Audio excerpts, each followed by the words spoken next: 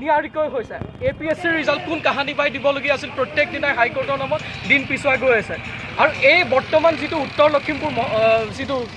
medical কলেজৰ যিটো কেলেংকাৰী তাৰে এটা অংশ বুলি আমি ধাৰণা কৰিছোঁ এইটো কাৰণে কৰিছোঁ কাৰণ এই পৰীক্ষাসমূহত বহিৰাগত প্ৰাৰ্থীক স্থান দিয়াৰ কাৰণে তেওঁলোকে বিভিন্ন প্ৰকাৰে প্ৰচেষ্টা চলাই আছিল আৰু সেই বস্তুবোৰ লাহে লাহে মানুহৰ চকুত ধৰা পৰিছে বিজেপিৰ যিসকল নেতা আছিল পালি নেতা আছিল তেওঁলোকৰ অঙহী বঙহীক যাতে চাকৰি দিব পাৰে তেনেকুৱা প্ৰচেষ্টা বহু দিনৰ পৰা কৰি আছিল আৰু কেৱল এইটো পৰীক্ষাতে নহয়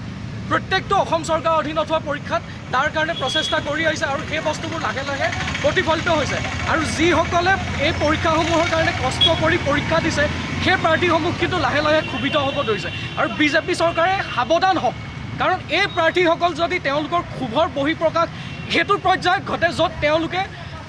যিকোনো পদক্ষেপ ল'বলৈ বাধ্য হ'ব তেওঁলোকে ওলাই আহিব গতিকে বিজেপি চৰকাৰ এতিয়াই সাৱধান হওক প্ৰাৰ্থীসকলে যথেষ্ট কষ্ট কৰি পৰীক্ষা দিয়ে এই পৰীক্ষাবোৰত তেওঁলোকে গৈ মাত্ৰ ইনে বহে নহয় পৰীক্ষাত বহিবৰ কাৰণে তেওঁলোকে ফৰ্ম ফিল আপ কৰে কষ্ট কৰে পঢ়া শুনা কৰে কোচিং কৰে তাৰপিছত পৰীক্ষা দিয়ে কিন্তু যেতিয়া ফলাফল দেখে তেতিয়া দেখে যে যিসকলে পৰীক্ষাত